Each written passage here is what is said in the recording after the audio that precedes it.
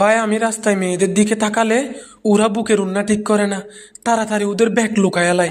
মানে বুঝলাম না ভাই, ওরা আমারে কি মনে করে। আমার কোনো কিছুতে মন বসে না, তাই আমার আম্মা আমারে ডাক্তারের কাছে নিয়ে গেছে।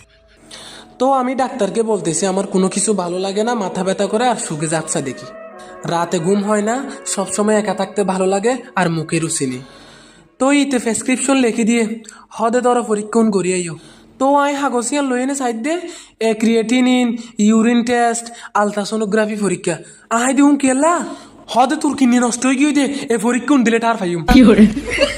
মানে আইতের জ্ঞান করে বুঝাইতাম আত্মন বউর অভাব, তাড়াতাড়ি বিয়ে করন দরকার, আর বলে কিডনি নষ্ট হয়ে গিয়ে দে। এইতে 2020 সালের অটো ফাঁস করার টেম্পো ডাক্তার ন, ইতে সিজার করিলে এর ভিতরে কেসে রাখিয়ে সিরাই করে ফেলাইব।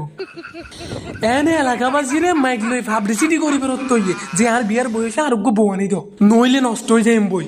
ইতে হদ দে আর বলে কিনে নষ্ট হয়ে গিয়ে দে। মানে কি বলতাম।